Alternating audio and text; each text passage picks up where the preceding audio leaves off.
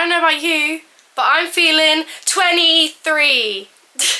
Hi everybody, welcome back to my channel. So if you're watching this the day that I posted it, it means that yesterday, Sunday the 24th of November, I turned 23. Hence the cringy intro. So I thought it'd be fun to do what I did last year and do 23 things I have learnt in my 23 years of life. Honestly, it's mainly just from this year of life. I learnt a lot this year. Yeah, it's more so just from this year. I keep seeing these memes where it's like, this year should have been called things I never thought would happen. And I'm like, yeah. Yeah. So yeah. That's what we're doing today. We're doing a little chitty-chatty, get ready with me / 23 things I've learnt in 23 years. So, let's get started. Number one is some of these are a bit deep and a bit like philosophical. This one is not. This one is just, don't put it down, put it away. Put it away. Because you know, like, you just put something down, you're like, oh, I'll just put it away, like, at another time. No, you won't. Like, no, you won't. You will not. You know you will not. So just put it away. Just put it away. Just put it away. Just put it back where it came from. Just, because then it just becomes a pile of things that you put down to be like, oh, I'll put them away later. I'll put them away later. Later never comes. And then lo and behold, it's a mess. And then you want to cry. So that is numero uno on the list. That's my number one goal for the next year, is to not put things down, but to actually put them away, put them back where they came from. Yeah, that's the goal. Number two is rejection is actually just God's redirection. So, you guys know, my relationship ended. That was just God's redirection, because I've ended up at, like, I think the church that I was meant to be at, with, like, community that I was praying for a really long time. And, you know, it wouldn't have happened if I hadn't have had the breakup. I recently got rejected from a dream job, which I've talked about a little bit on my TikTok. And I do just believe that rejection is simply God's redirection. Or I watched a sermon by, hold on, I made notes on it. It's on YouTube. It is by Nona Jones. It's called The Gift of Rejection. And she said, where did she put it? She said, the gift of rejection positions you for purpose. So when rejection happens, ask God, Lord, what are you positioning me for? So rather than it being, you know, horrible, like, I got rejected, whatever, it's just repositioning, it's redirection, because if you didn't get rejected from that thing, you wouldn't be in the correct position to receive the thing that's actually for you, if that makes sense. Number three is trust your gut. Trust your gut. If you have a gut feeling about a person, just trust it. Just trust it. If you, like, upon first meeting someone, you're like, vibes are off, trust it. And there's, like, a huge difference between, like, overthinking, like, anxiety and, like, actual, like, gut feeling, like, in the pit of your tummy that something's not right. There's a big difference. So if it's, like, a gut feeling pit of your tummy, something is not right, something's off, believe it. Just believe it. Because I saw this, again, it was, like, a quote, inspirational quote thing, whatever, on, like, Instagram, and I was like, dang, that's fire. It was like, you know, if you ever want to know if, like, something's right for you, like, pay attention to, like, how your body feels in that situation, because your body doesn't know how to lie to you, like, your brain does. So, like, when we are, like, overthinking and, like, have anxious thoughts, that's different to than if we're, like, have, like, physical anxiety, like, in the pit of your tummy, you know. Especially, like, first impressions of things, of people, of places, because I don't think you've had the time to form overthinking, anxious thoughts about it yet. So if you've already got a gut instinct, like, gut tummy feeling of, oh, something's amiss, pay attention to it. Pay attention to it. At number 4 is it's okay to put yourself first. This is something I've been learning a lot, especially like working through in therapy, just with me and the way I am in romantic relationships. We've basically come to the conclusion that I sacrifice too much, and I'm always kind of thinking about the other person, which like isn't a bad thing in relationships, it's just bad when it's like not reciprocated. But anyway, so yeah, it's okay to put yourself first, and this, like, step back and be like, hold on, is this serving me? Like, what do I get out of this situation? What do I get out of this conversation? Like, whatever it is. And if it's not serving you, it's okay to put yourself first and go on now, go walk out the door, kind of thing. And this kind of goes on to number 5, is being alone isn't scary. Like, not just being alone, but like being single is not scary. I was so scared of being single that I probably tolerated things I should not have been tolerating. Disrespect that I let slide that I should not have. And a lot of it did definitely come from worry and anxiety around being single. But girl, I'm living my best friggin' life. Like, just with me, Jesus, and my friends and my family, just living it up. So being alone is not scary, and I think sometimes society especially tells us that it is, and that being single is like sad or whatever, but it's not. It's not. It's okay, and don't let the fear of being alone, being single, keep you in unfulfilling relationships, because you gotta put yourself first. These kind of 2 points kind of go together.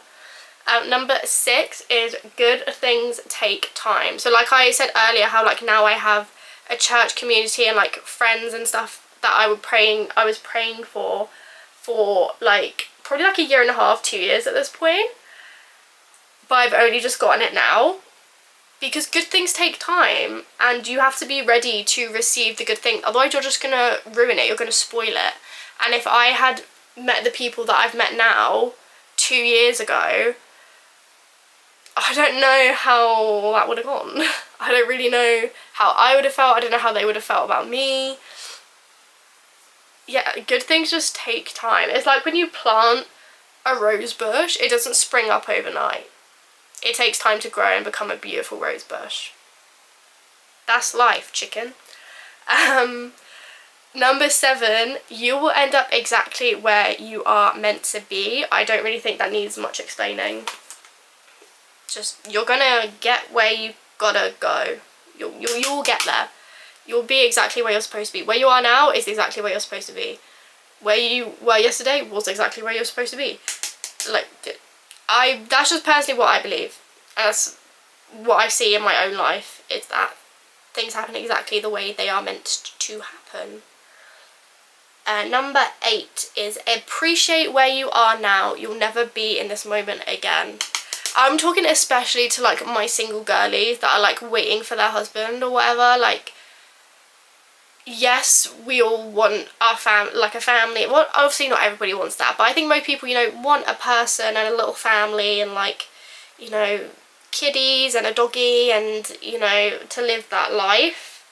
And that's great, but don't let that take away from like what a blessing your singleness is. Because when you're single, you have undivided time to do whatever you want, like for yourself, for whatever.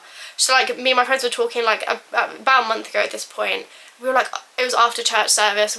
One of them was like, oh, I wish church could just go on all day. And I was like, honestly, yeah, like I'd stay at church all day.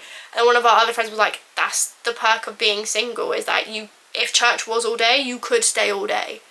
Because you have nobody else to worry about. And just, I'm finding this a lot, just taking time to appreciate the season that I'm in now. I do have such a desire for the marriage, for the kids, for the house, for the dog, all the things. And like, I do believe that I will get them one day. But I don't want my desire and like longing for that to make me miss out on this. Because when I do have the husband and the kids and the house and the dog, I'm not going to have as much time for me and to do what I want. And if I want to spend an hour by myself listening to worship music, I can do that right now. When you got the husband, the house, the kids, the dog, you can't. there's other things you got to think about, especially with the kids. Of course, like being a mum, your kids really got to come first. I don't need to worry about that right now. I just got to worry about me, and it's such a blessing, and I'm just trying to soak it all in and appreciate it, because I know what I want for my future, and hopefully I will get that. And I'll look back on this and be like, that was nice. I'll probably look back on this and be like, miss it a little bit. Like, only like a little bit. Like, I'll be like, oh, it would be nice if I could, you know, just think of myself. Anyway, I feel like I rambled about that for a really long time. This one again is kind of linked, and that is that comparison is the thief of joy. So when you're sitting there scrolling on Instagram and you see your favourite influencers are having a baby and like they're married and things like that, this is all like really personal to me, because like these are the things that I want. So for example, Janine Amapola, she's just announced that she's pregnant, and she just got married last year, and she's like, you know, she's living the life, and I'm like, I'd want that. But if I sit there and compare our lives, it's going to make me hate my life, and I'm not going to be able to appreciate where I am right now. And honestly, I'm just going to feel like crap about my life because I'm comparing it to her picture perfect Instagram influencer life, because obviously like she's not going to show us her and her husband like arguing and things like that. You just see them like being cute. But also, oh, I forgot my point. Yeah, if I'm comparing my life to hers, like, I'm going to hate my life, and I'm going to become dissatisfied with my life, and I'm not going to be able to follow step number 8, which is appreciate where I am now, if I'm doing step number 9 and comparing, you know? Number 10 is you attract what you put out. So this one is maybe a bit controversial, but this is just a personal testimony in my life. So let's get into it. When I met my ex-person, I was dressed rather provocatively. I had this like lacy bodysuit on and like this push-up bra, and like, you know, the girls were kind of out. And I think that, you know, really manifested itself in the relationship, with it being very physical, and like I kind of felt that, like, I don't know, looking back on it, I'm like, were you actually into me like as a person, or like were you more into like my body and like the things I could give you in that respect? And obviously, because that's what I was wearing when I met him, that's how I attracted him, was with my body. That's kind of what transpired, if you kind of get what I'm trying to say. So what you put out into the world is what you're going to attract, if that makes sense. Or like if you put out there like, oh, all men are trash, and like men suck, men are disrespectful, and then you only go on dates with like disrespectful men, not like, this isn't me saying like in the power of manifestation or whatever, but I do believe whatever your attitude is what you will kind of bring on to yourself. If you're out here believing all men are trash, then you will see all men as trash. Does that make sense? Number 11 is you can't make, oh, I've lost the pace because I looked away. You can't make someone love you by giving them more of what they don't already appreciate. So again, this is talking from my personal experience. This video is going to get a bit deep and personal, guys. I should have said that at the beginning. But for example, when my breakup was happening, when this person was leaving me, I feel like a lot of people have this immediate reaction, and that is kind of like crisis fix mode. It's like, what can I do? Like, I'll do anything. How can I change myself? Like, what can I give you more of to make you stay with me? But if that person is trying to leave you, they already don't see the value in what you're giving them. They already don't appreciate what you give to them. So if you just offer them more, they're not going to care. It's not going to change their mind, because they don't already appreciate what you're already giving. Giving them more of that is not going to change anything. And there's like another quote that's like, you can't change someone by loving them harder. Like, you just can't. Number 12 is be kind to yourself first. You know, like when you're on a plane and they tell you like, if the oxygen masks drop down, you've got to fit your own oxygen mask first. It's the same principle. Same principle. You've got to work on yourself and fix yourself first before you can go out and pour into other people, pour into friends, pour into a future romantic partner. You yourself have to have been kind to yourself before you can go out and be kind to others. Because otherwise you're just pouring and pouring and pouring into all these other people, and if nobody's pouring into you and you're not pouring into you, what's going to happen? It's like your bank balance. If you're just tapping your card and no money's going in, eventually there's no money left in the bank. And that's really awkward when you're trying to do your Tesco shop and you're at the self-checkout and the man's voice goes, card declined, like really loud, and everyone's like looking at you like you're like, oh, she's poor. It's awkward. Same thing. Number 13, instead of worrying about what other people think, worry about what you think. So, you go on a date, and instead of sitting there being like, oh, does he like me? Does he think my outfit's cute? Does he think I'm funny? Do you like him? Do you think his outfit's cute? Do you think he's funny? Or meeting new people, you're like, oh, I hope they like me. No, girl, think, I hope I like them. Because the only person whose opinion matters at the end of the day is your own. So care more about what you think than what other people might think of you. Because if you enter into a relationship, for example, being like, oh, what does he think of me? What does he think of that? Blah, blah, blah. You're always going to be constantly serving him instead of thinking, what do I get out of this? Does this make me happy? Is this what I want? And I just think you'll be happier. 14, not every person is for every season. Your girl learned that the hard way.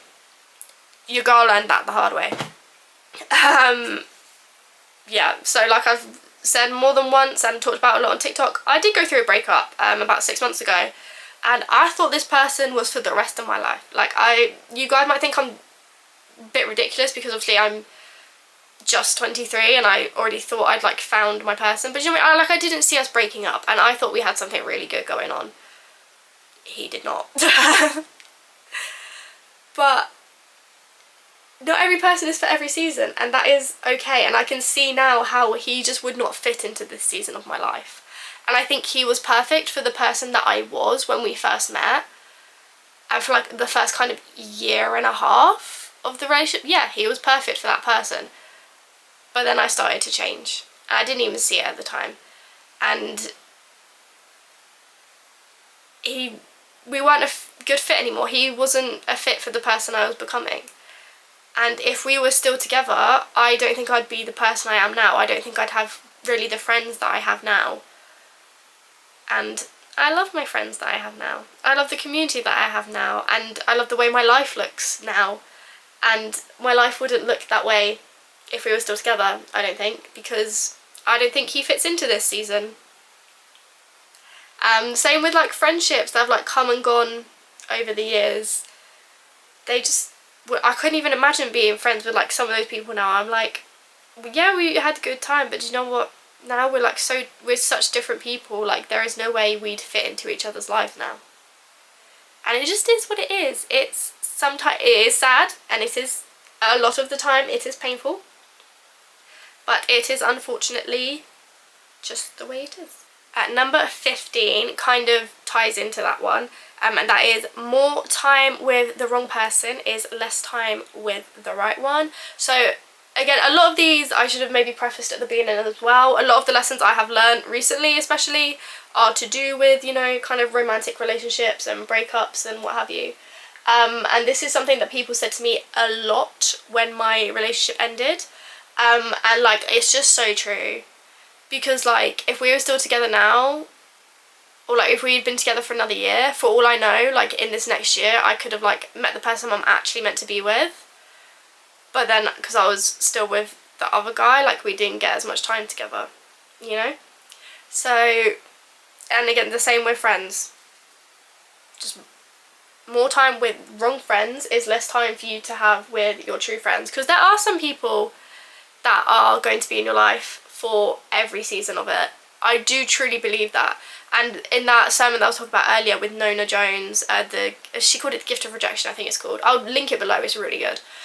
And she said there are, there are aligned people and there are attached people. So attached people are just there for a season. They're just attached for as long as usually for as long as it serves them to be attached onto you, and then they detach. And that's okay. But don't be confusing attached people with aligned people. As soon as you see someone start to detach, you've just got to be like, okay, bye-bye. Don't try and hang on. Don't try and hang on. Because if they were meant to stay, they'd stay. You know? I personally just... the main thing I've learned this year is that, like, it's out of my control. It's not up to me. It's up to the big guy. It's nothing to do with me. People are gonna come, people are gonna go. I'm just gonna be myself. I'm just gonna live my life. I'm just gonna read my Bible. I'm just gonna pray, and people are gonna come, people are gonna go. And I don't think there's anything you can really do about that. If someone wants to leave, they are unfortunately going to leave. Yeah. Number 16 is it's okay to not be okay. And that is something that I really... Sorry, I feel like I've been putting blush on for ages, but it just doesn't show up on camera. But yeah, that is something that I really learned when I was in the thick of my breakup. And I was still working at Waterstones, and I was tempted to just pretend everything was okay. And sometimes I did, but there was like 2 people I was really close with, and I remember one morning I had, it was when it had been exactly 1 month since the breakup.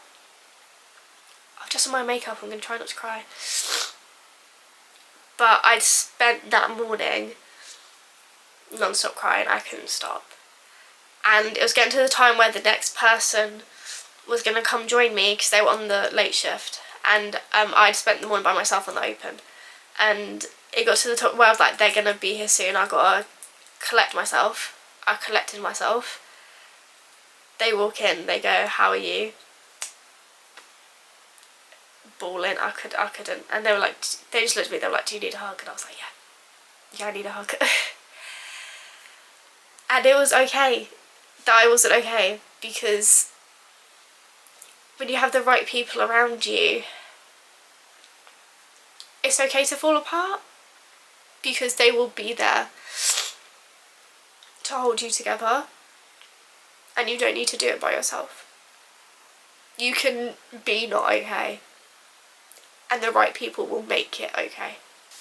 Good job I've not put any mascara on yet, jeez. Okay. Number 17, the people who left you and the people you walked away from only paved the way for you to meet the right person. I saw this quote on TikTok, I'm not gonna lie, and I loved it. And I thought it was really powerful, because I'm like, that's so true, because the person that like left your life, or the people you had to leave for whatever reasons, they just left the door open for the right people to walk in. Yeah, I feel that was quite self-explanatory. Number 18, when you walk through your darkest valleys is when you truly find out who your people are. And I think that's very true for me. So like, for example, when my breakup first happened, my best friend from secondary school, who we spoke on and off like throughout the years since I left, so like for like the last 3-4 years whilst I was at uni and what have you, like we did talk, but like, do you know what I mean, it's just not the same.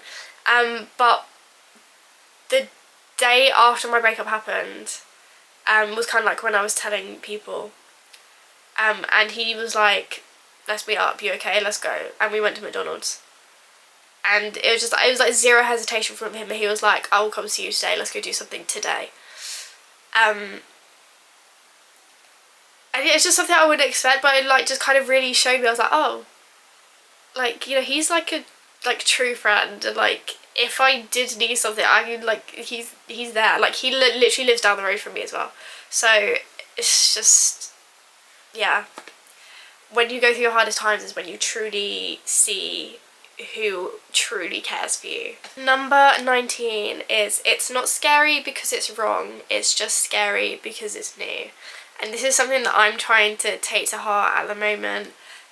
We're joining a new church, and because I have a background in musical theatre, people are like, are you going to join the worship team? And I'm like, I don't know, like it scares me because I've never done anything like that before, and I'm like, well, maybe I'm not good enough, but like it's not scary because it's the wrong decision. It's just scary because it's new, and I've never been a part of the worship team. I've never done anything like that before. So yeah, I'm gonna be scared, but that doesn't mean it's the wrong thing for me to step into, you know? Or starting a new job. Obviously you're gonna be scared, but that doesn't mean it's not the right job for you. It's just scary because it's new. Right, we're getting a bit light-hearted now with the next one. Number 20, take your makeup off properly. Take your makeup off properly. Take it off properly. And by that I mean cleansing balm / micellar water, or like a face wash. I would really recommend a cleansing balm and then doubling that up with either micellar water or a face wash. Don't be out here with your makeup wipes. They're so bad for your skin. They don't get your makeup off properly. We all know this. We're just all lazy. And like, do you know, I feel like this is the harshest I've been speaking this whole video, but like, we need to take our makeup off properly, guys. Be kind to your skin, okay? Be kind to your skin. And that leads on kind of to my next one, which is 21. Take care of your... Oh, I dropped my eyelash curler. Oh my gosh. 21 is take care of yourself inside and out. That includes taking your makeup off properly and looking after your skin. But also, like, eat well, nourish your body. I'm on a journey with that now. I'm a very fussy eater, but I'm trying to combat it. I'm doing my research. I'm looking into things like healthy recipes that are like actually are yummy, and yeah, we're just gonna see how that goes. But that's the current journey with that. Yeah, work out, and it doesn't have to be like super intense. Work out at the gym. Just go on a walk. I mean, obviously if you live in England you might not want to walk, and you know, fair play to that, because the weather's not always great, although it is sunny today. But yeah, you gotta look after your body. It's the only one you're gonna get, and you have to live in it for the rest of your life. So make it a nice home for yourself by looking after it. Number 22 is don't dim your light for anyone. People think you're too much. No, they're just not enough. Don't dim your personality. Don't dim your sparkle for anyone, because don't try to fit in. No, because with the right people you won't need to fit in.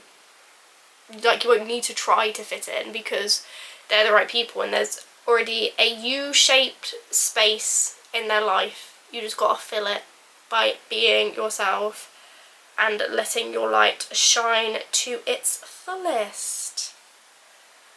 Number 23 again is related, and that is you will never be too much for the right people.